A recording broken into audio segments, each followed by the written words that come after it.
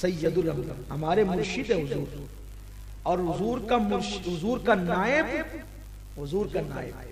ہمارا مرشد، جو بھی آپ کا مرشد ہو، پیر ہو۔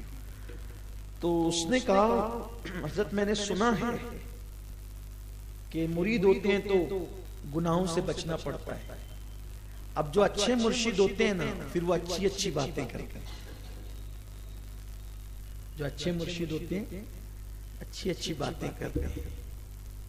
تو انہوں نے کہا ٹھیک ہے بیٹا، تو نے جو سن رکھا ہے وہ تیری ذمہ داری ہے، لیکن میں نے بات تو اتنی کرنی ہے کہ تجھے جب گناہ کرنا ہو کر لینا، لیکن شرط اتنی ہے میرے سامنے نہیں کرنا، بس میرے سامنے گناہ نہیں کرنا، باقی تو جان تیرا کام جان۔ اس نے سوچا اس سے اچھا پیر کون سا مل سکتا ہے، اس لیے کہ میری قوم تو آسانیاں ڈھونڈتی ہے، وہاں جاتے ہیں رے چل نماز وہاں کچھ نہیں، تیرا پیر ہے نا بخشانے والا، یار اس سے اچھا تو کچھ نہیں۔ زبردستی ہفتہ وار اجتماع میں جاتے ہیں، امیر القادری ڈراتا رہتا ہے کہ جہنم میں جائیں گے اور نماز چھوڑیں گے تو یہ ہوگا اور وہ ہوگا، یہ لوگ ہیں یار، کہ چل جا ہم ہیں، اور ہم ہیں تو پھر ٹینشن کی ضرورت کیا ہے، تیرا پیر اس قابل ہے۔ پتا چلا کہ آج جناب بھی جائیں گے جہنم میں اور لے کر آپ کو بھی جائیں گے، ہم تو ڈوبے ہیں صنم، تم کو بھی لے ڈوبیں گے والا مسئلہ ہے۔ بہت جرأت ہے ان لوگوں کے اندر، بہت جرأت مند ہے، جری ہیں وہ لوگ جو قوم کو نماز سے روکتے ہیں، نماز کا مذاق اڑاتے ہیں۔ نماز کا منکر بالاتفاق اجماع ہے کہ وہ کافر ہے، نہ پڑھے ساری زندگی گنہگار ہے، فاسق ہے، لیکن انکار کر دے تو کافر ہے، بلکہ ساری زندگی پڑھے اور ایک بار انکار کر دے تو بھی کافر ہے۔ تو جب اللہ اس کے رسول نے ہمیں جس چیز کا پابند کیا، ان الصلاۃ کانت علی المؤمنین کتابا موقوتا، بے شک مومنین پر مقررہ وقت کے ساتھ نماز فرض ہے، اور نماز کا حکم اللہ نے قرآن میں 700 مقام پر کم و بیش عطا فرمایا ہے۔ بزرگ فرماتے ہیں کہ جو ایک وقت کی نماز چھوڑے گویا کہ وہ 700 مرتبہ اللہ کی نافرمانی کرتا ہے۔ ایک وقت کی نماز چھوڑنے والا 700 مرتبہ اللہ کی نافرمانی کرتا ہے، کیا ہوگا ان لوگوں کا انجام کیا ہوگا؟ بہرحال تو کچھ لوگ ایسے چھوٹ دیتے ہیں، اللہ انہیں ہدایت عطا فرمائے، اور لوگ بھی ان کے پیچھے دوڑتے بھاگتے رہتے ہیں۔ یاد رکھنا یہ تمہارے لیے دنیا میں بھی نقصان دہ، آخرت میں شریعت کا دامن چھوڑ کر کسی کو کچھ نہیں مل سکتا۔ اول شریعت ہے، بعد میں ساری چیزیں، کیونکہ حضور علیہ السلام شریعت لانے والے حضور ہیں، شریعت لانے والے حضور ہیں۔ معاذ اللہ اگر شریعت میں کمی ہوتی حضور شریعت کیوں لاتا؟ شریعت کامل و مکمل و اکمل ہے، اس میں حسن ہے، خوبی ہے، ہر چیز کی بھلائی ہے، اسی لیے حضور نے شریعت ہمارے سامنے پیش کیا۔ لیکن ان کی بات حکمت بھری تھی۔ اچھا کبھی کبھی کسی بزرگ کی بات میں حکمت ہوتی ہے، لوگ سمجھ نہیں پاتے، اس کا الٹا مطلب نکال لیتے۔ بزرگوں کی بات سمجھنے کے لیے بھی کم سے کم کچھ پرسنٹ تو بزرگی چاہیے، بات اتنی ہے۔ بات سمجھے آپ؟ بزرگوں کی بات تھوڑی مشکل سی ہو گئی یہ بات، لیکن آپ سمجھے اس کو۔ بزرگوں کی بات سمجھنے کے لیے کم سے کم تھوڑی بہت بھی تو بزرگی چاہیے۔ کوئی بزرگ نہ ہو بزرگوں کی بات سمجھ ہی نہیں سکتے۔ مطلب کیا؟ انگریزوں کی زبان سمجھنے کے لیے کچھ تو انگریزی آنا چاہیے، تب آپ انگریزوں کی بات سمجھ سکو، ہے نا؟ ایک مرتبہ ایک جگہ پر کچھ لوگ بیٹھ کر کے بزرگوں کی باتوں پہ ڈسکس کر رہے تھے، فلاں ولی نے یہ کہا، وہ اس نے کہا، اس نے وہ کہا، اور خوب اس پہ لے دے چل رہی تھی۔ ایک بزرگ آئے، انہوں نے کہا ایک کائے کی آواز آ رہی ہے، وہ کتے بھونک رہے، بلیاں چلا رہی ہیں، کہتے کیا ہے یہ کہتے کیا ہے؟ کہا کچھ سمجھ میں نہیں آتا۔ کہتے گا کہا نادانو، یہ حقیر اور ذلیل مخلوق ہے جس کو کتا بلی کہتے ہیں، جب ان کی کہی ہوئی باتوں کا مطلب تمہیں سمجھ میں نہیں آتا تو اللہ کے ولیوں کی کہی ہوئی باتوں کا مطلب تمہیں سمجھ میں آئے گا؟ کیا باتیں کرتے ہو؟ اب میں یہاں یہ بات کہتا ہوں کہ جب اللہ کے ولیوں کی کہی ہوئی باتیں جب انسان کے سمجھ میں نہیں آ سکتی تو پان لگانے والا کہتا ہے یہ حدیث ضعیف ہے، ٹھیلا چلانے والا کہتا ہے یہ روایت موضوع ہے۔ اس کو سمجھ میں آنا چاہیے کہ جب تو کتے بلی کی بات نہیں سمجھ سکتا تو زبان ما اوہا سے نکلی ہوئی بات، زبان ماں اوحا سے نکلی ہوئی بات تو کیا سمجھ سکتا ہے؟ اور جب بات اتنی جب کہے گا پھر ہم نہیں سمجھ سکتے پھر حضور ہمارے درمیان کیوں آئے؟ حضور تیرے درمیان اس لیے آئے کہ تو حضور کی بات سمجھ نہیں سکتا، تو حضور آئے تو حضور کی بات سمجھ نہیں سکتا، لیکن اس لیے حضور نے صدیق کو بھی پیدا کیا، عمر کو بھی پیدا کیا، عثمان و علی کو پیدا کیا، سعد و سعید کو پیدا کیا، طلحہ و زبیر کو پیدا کیا، عائشہ، میمونہ، جویریہ، ام سلمہ، زینب، ان لوگوں کو پیدا کیا، غوث پاک، غریب نواز، امام اعظم، شافعی، مالک، احمد، امام حنیف، ان کو پیدا کیا کہ تو نہیں سمجھتا یہ سمجھتے ہیں، یہ سمجھ کر پھر تجھے سمجھائیں گے تو تیرے سمجھ میں آئے گا۔ ٹھیلے والے تیرے بس کی بات نہیں ہے کہ تو حضور کا کلام سمجھے، اس لیے کہ جو عربی باپ سے پیدا ہوئے تھے جب حضور کا کلام سنتے تھے تو کیفیت یہ ہوتی تھی، فصحا عرب کے بڑے بڑے تیرے آگے کیوں ہے دبے رچے، کوئی جانے منہ میں زبان نہیں بلکہ جس میں جان نہیں۔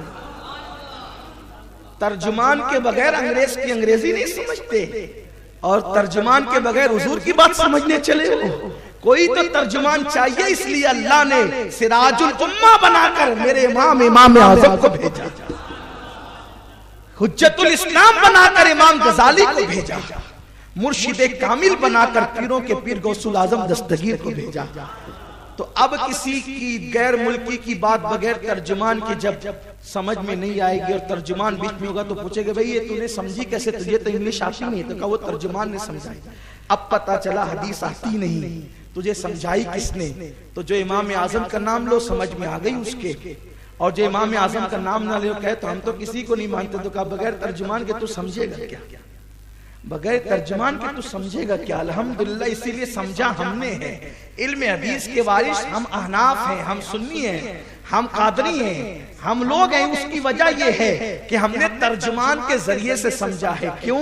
اس لیے کہ حضور صلی اللہ علیہ وسلم کی ذات وہ ہے، ان کی زبان سے نکلنے والی بات وہ خود نہیں کرتے بلکہ وہ تو کلام خدا ہوتا ہے، وحی الہی ہوتی ہے۔ تو بات دور نکل کے جا رہی ہے، بات دور چلی گئی۔ بزرگوں کی بات سمجھنے کے لیے تھوڑی بہت بزرگی چاہیے۔ اب لوگوں کو بزرگی نہیں پتا، اسی لیے بزرگوں کی باتوں کا بھی لوگ الٹا مطلب نکال لیتے ہیں۔ تو اس بزرگ نے فرمایا کہ ٹھیک ہے تجھے جو کرنا ہے کر، تو جان، لیکن میرے سامنے گناہ نہیں کرنا۔ اس نے کہا بہت اچھا، چلیے آپ مرید کے لیے، مرید ہو گیا۔ اب سوچا کہ پیر صاحب تو اپنے حجرے میں بیٹھے ہوئے ہیں، چلو شراب پیتے ہیں، عادت کے مطابق میخانہ چلتے ہیں۔ جیسے میخانے میں گئے، اندر داخل ہوئے، روزانہ کی طرح بیٹھے، سراہی ہنڈیلی، جام ہاتھ میں لیا، لبوں کے قریب کرنے لگے تو دیکھا کہ سامنے پیر صاحب کھڑے ہیں۔ اوہو یہ کہاں سے آتے؟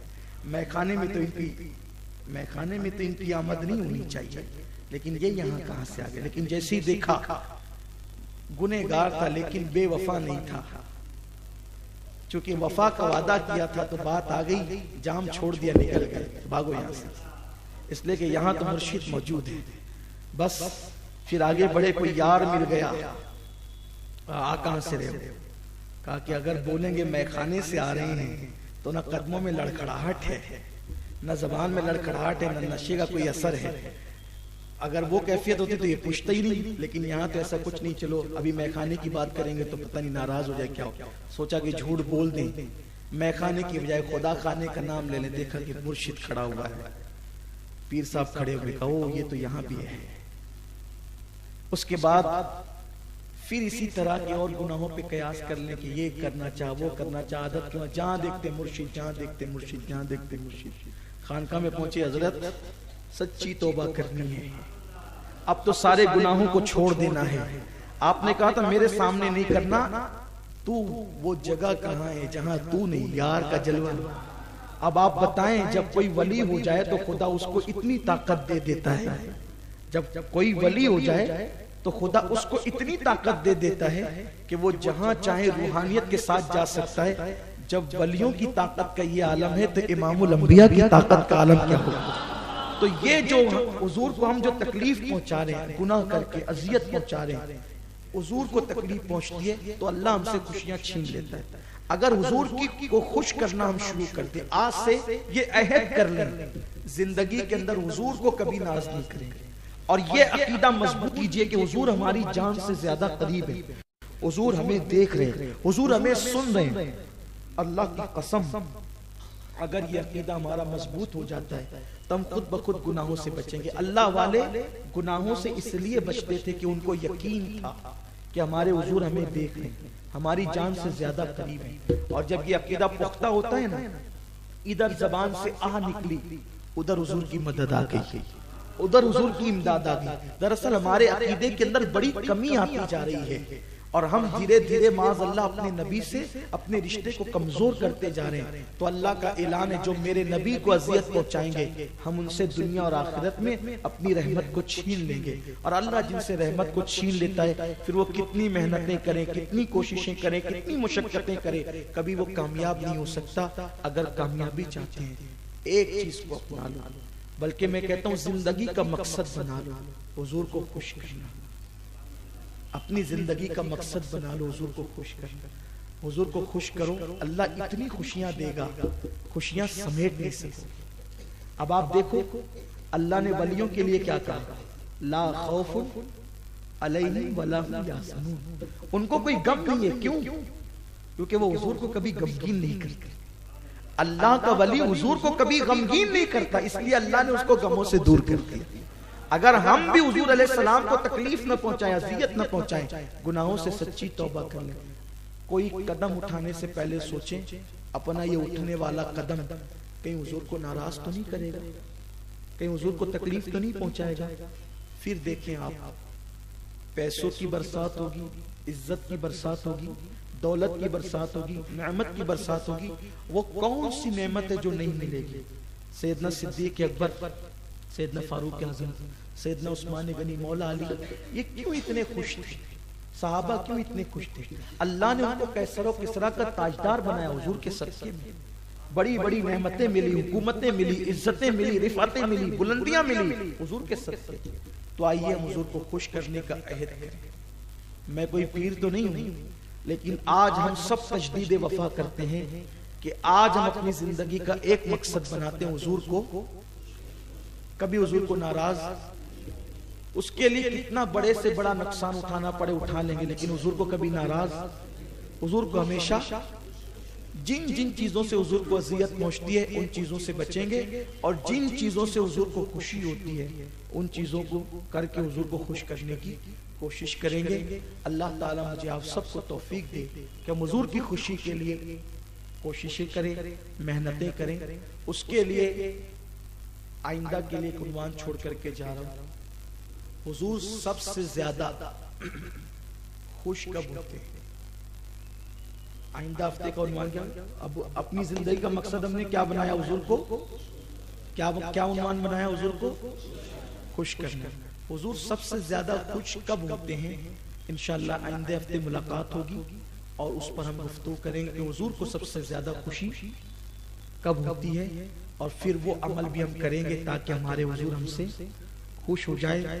امام تو یہی دعا کرتے رہے، کام وہ لے لیجئے تم کو جو راضی کرے، کام وہ لے لیجئے تم کو جو راضی کرے، ٹھیک ہو نام رضا تم پہ کروڑوں درود۔